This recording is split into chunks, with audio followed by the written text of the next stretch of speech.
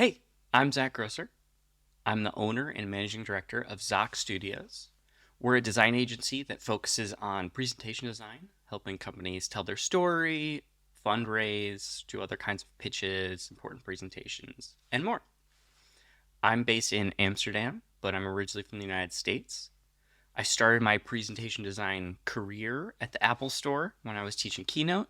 Then I was the presentation designer at Square, where I led the communication design team.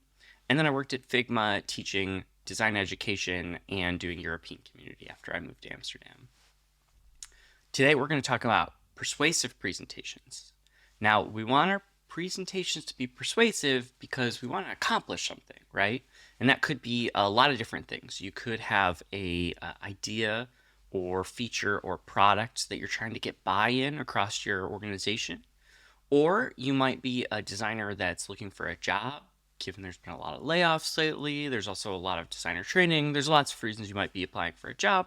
And you're building your portfolio to do pitches to like a design panel or a hiring manager at a company.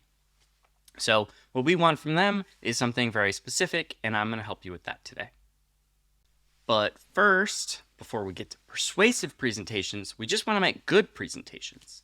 Now, you probably already make really good presentations, I would bet. So I'm just going to review 3 steps that I like to try to make sure my presentations become good.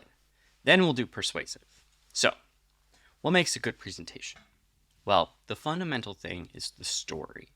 If you don't have a good story, you don't have a good presentation. With storytelling, what I like to do is focus on a couple things. One is I will start with a list of bullet points. This is my list that I used to make this presentation. Spoiler alert. And one thing you'll notice is it might not be accurate anymore.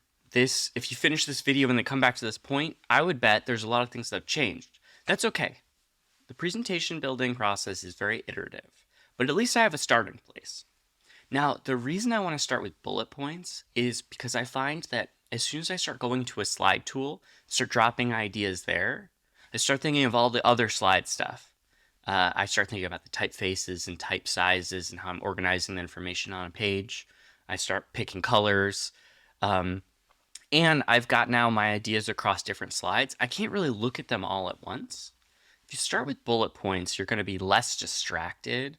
It's just going to give you an opportunity to focus just on the story. Now, the other thing I like about these bullet points is I always aim for 1 to 10 words per bullet point because there's a potential chance that these bullet points become slide titles later. Might be a way to just help you write your slide titles all at once too. They're also easy to move around, see them all at once, as I mentioned. The other thing to help your story flow is to think about connecting ideas. What's the thing between the slides? It might be something you say out loud, but it's generally not something that's visualized. I like to think about this as maybe the gradient between slides. And an example of this is the really classic pitch deck. You've got the problem slide, and then there's the solution. It's very obvious to see that logical jump from one to the other. If you go from talking about one thing to something very different, your audience is going to feel confused and left behind. They should almost be able to predict the type of slide that's going to happen next. Not visually, but I mean like the idea of it. So think about the connecting ideas. Does it flow? And if you've got this bullet point list and you can just read straight down it, you kind of get the idea of your presentation just by reading these bullet points. If not, I would recommend just taking an extra couple minutes to go through and edit your bullet list to make sure that it feels like a cohesive story. Once we have our story done, now we can move to slides. What we want to consider next is information density. What happens a lot, especially people that don't start their process with those bullet points, is people brain dump onto slides. I think we've all seen that classic PowerPoint slide that's just covered in text. Those aren't really effective. I think that's why we talk about them a lot, is they don't really work. And especially if you're going to be presenting live, someone is going to be reading down that list rather than hearing what you're saying. Your speech, what you're saying live, shouldn't just be word for word on the slide. When it is, people will focus on one or the other and miss the other context. And usually when we're presenting live, we start to ad lib a little bit. That's where some of your personality comes through, which we'll talk about in a couple minutes. And they just miss it. So people will be less focused on your presentation. The other thing to consider with information density is how it's going to be delivered. So we just talked about the live example, but maybe you're going to send the presentation as a PDF or a link to the doc. What you want to consider with that is the information density approximately of like a marketing website. Marketing websites have enough information, but it's not too crazy. It's not a Wikipedia article density of information.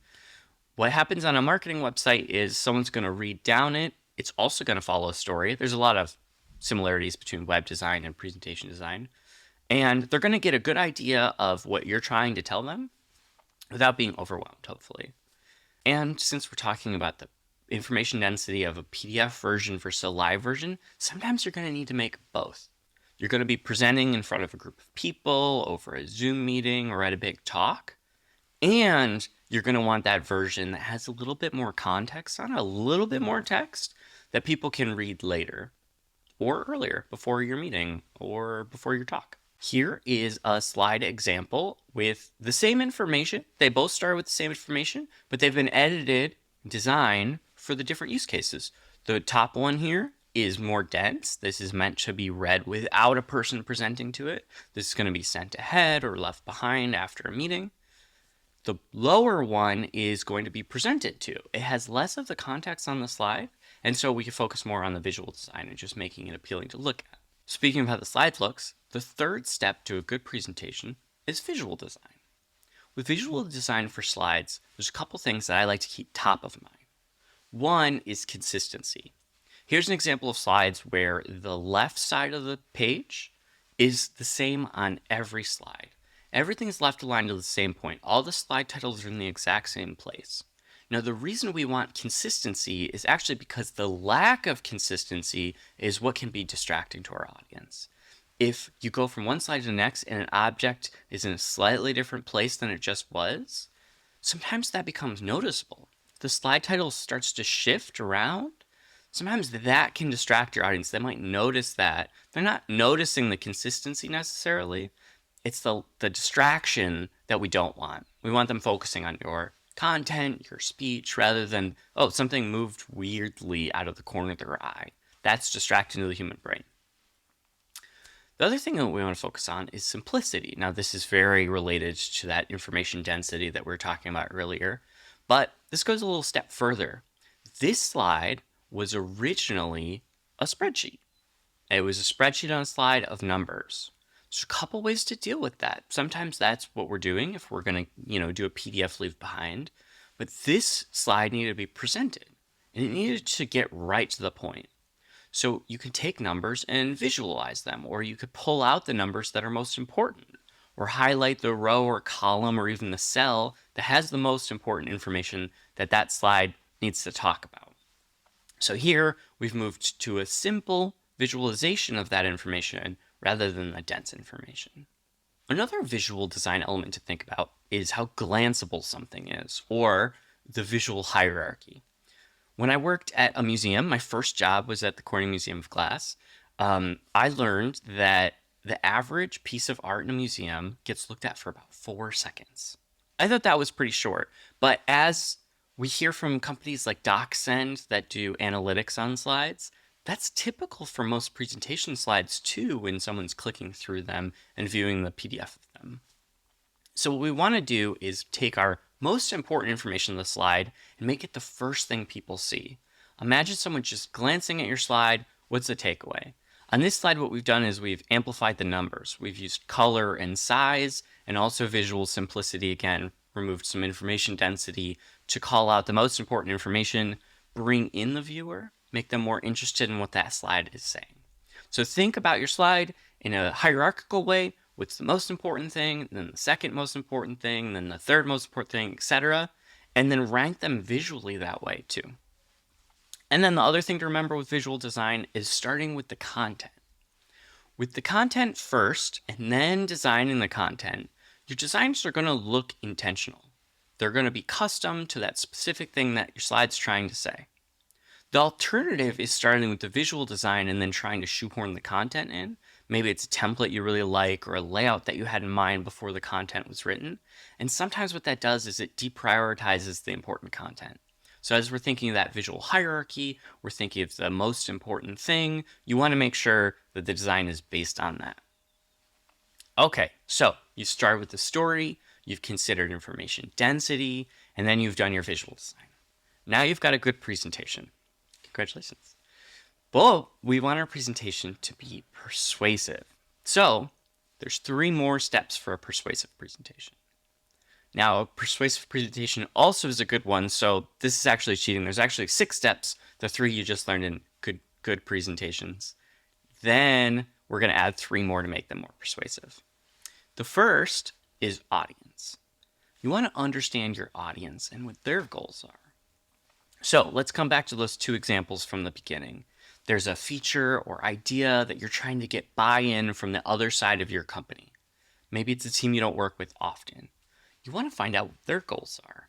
Maybe their company OKRs are posted somewhere, or you can intuit by their job role. Maybe they're a marketer. Marketers trying to get signups increased, and you're trying to pitch an idea to redesign the signup flow. So what you may have thought is, I want to redesign the signup flow because it's clunky, it's off-brand, it doesn't match our brand identity, stuff like that. What you want to change your presentation to is their goals. We're going to redesign the signup flow, and it's going to increase signups and reduce churn of people leaving the signup flow. Now you're focused on their goals. And when you're trying to get buy-in from someone, what's going to happen is if you're going to make their job easier or make their goals easier to solve or achieve, they're going to want you to succeed as well. Now, the job hiring example. If you are applying for a job and you're putting together your design portfolio and you're going to pitch that to a room of maybe it's a panel, maybe it's the hiring manager themselves, you want to think about what's the problem that they're trying to solve with this job role. Think about, why did this job role open up? Other than, hey, someone left the team or the team is growing and they need another person, you want to consider, like, what are the problems they're trying to solve? You can also think about, like, what's the company's goals? Now, what I really like is most companies have a mission page or a values page on their website. You can start thinking about those goals, those values, what problems they're trying to solve with this job role, and look at your design portfolio through that lens. If you have work in your portfolio that solves a similar problem, you're going to want to highlight that work.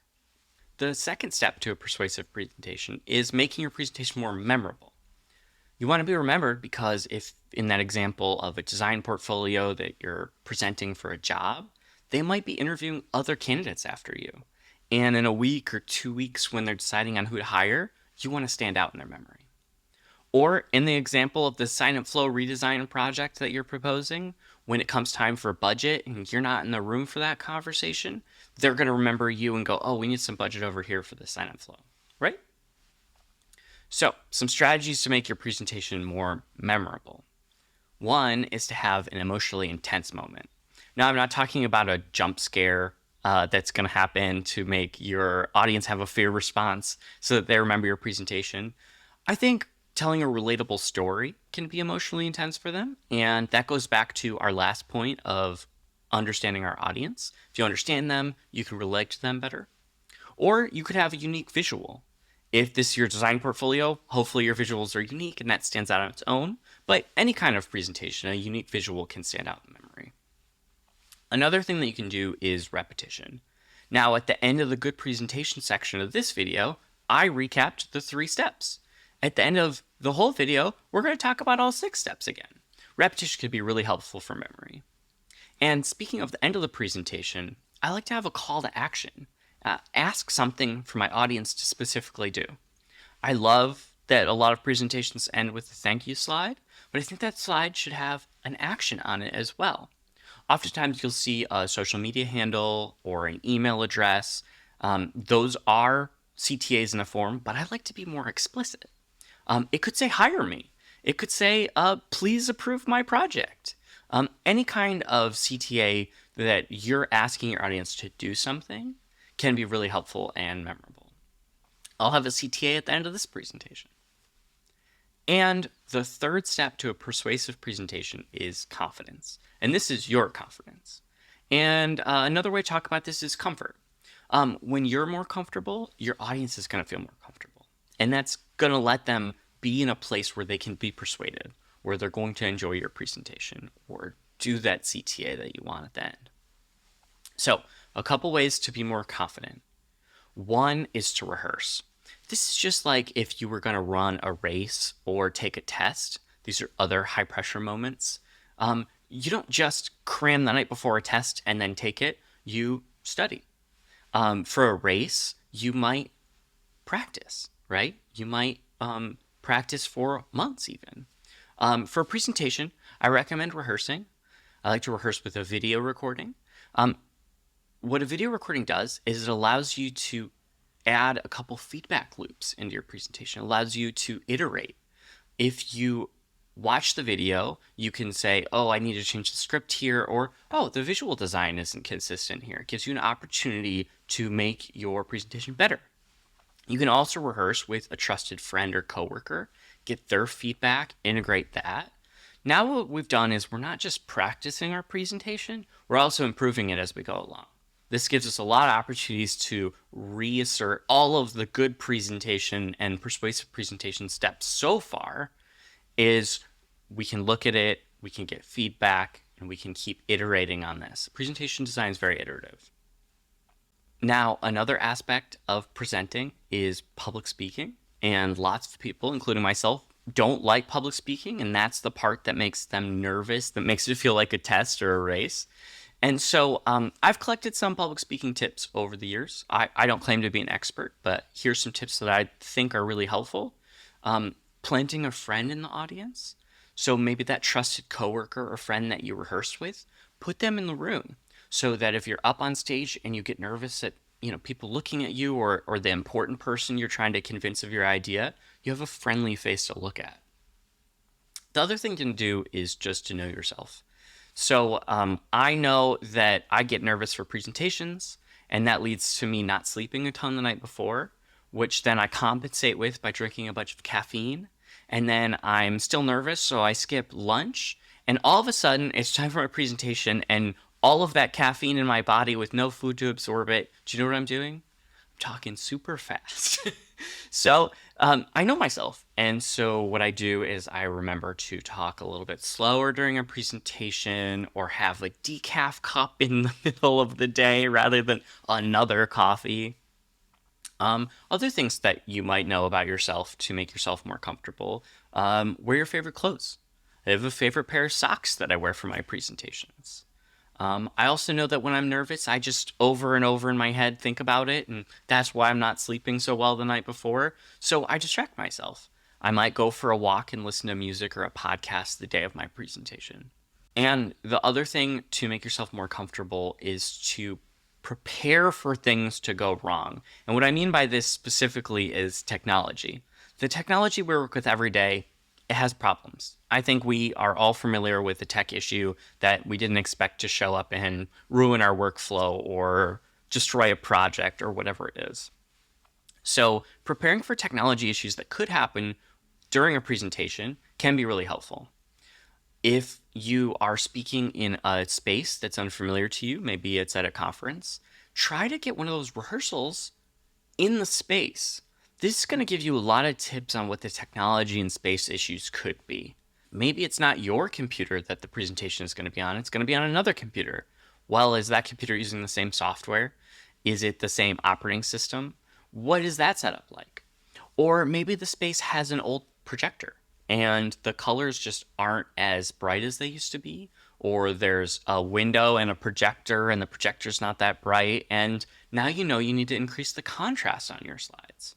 So that can be really helpful to take care of in advance. That will make you feel more comfortable and prepared as well. Maybe you're presenting over Zoom or a video chat platform and, the internet could go out. What I like to do If the presentation's high impact, maybe it's a fundraising presentation or a job interview, for example, is I will take my presentation and I will download a PDF of it. I will attach it to the body of an email, a draft email. And in the to line, I'll put everyone that is going to be in the meeting. And I will write an email as if the Wi-Fi's already gone out. And I will draft that. I will say, hey, sorry we got disconnected. I've attached the PDF for you to review in the meantime. I'm trying to rectify the issue. And if we can't resolve this in the rest of the time of the meeting, I will send alternative times for us to meet again. And I'll just have that ready and drafted. So if inevitably the Zoom crashes or the Wi-Fi cuts out, I can go to my phone and I can hit send on that. And then I can worry about fixing and diagnosing my issue with my computer, or maybe it's their end. And then I don't have to worry about it. I'm not also thinking, oh, what are they thinking about me because of this? I can just focus on the technological issue. Another thing that you can do to prevent technology issues is just update all of your software before your presentation. Restart your computer and make sure all of the other things are closed. Put do not disturb on and mute your sound unless you have sound in your presentation. Just think through the things that could happen so that you can be prepared for them and maybe even mitigate them completely. And I know it's cliche advice, but I would like to end on a very important point. To make yourself feel more confident is have fun. Try to inject a little bit of humor, tell a joke. Anything that you can do to enjoy yourself a little bit more in these moments of stress or pressure or public speaking that is uncomfortable can be really helpful. So, I would like to end my presentation with repetition and a CTA. So, we want to make a good, persuasive presentation. That means starting with the story, considering information density, then doing our visual design. Now we've got our good presentation. To make it more persuasive, we're going to consider our audience. We're going to make it more memorable, and we're going to increase our confidence. I wish you the best and hope you have a great presentation. And my call to action is I would love to hear from you. I would love feedback on this video. Help me iterate it as well. And I would really love to know which of these 6 steps you would like to learn the most about. Thanks.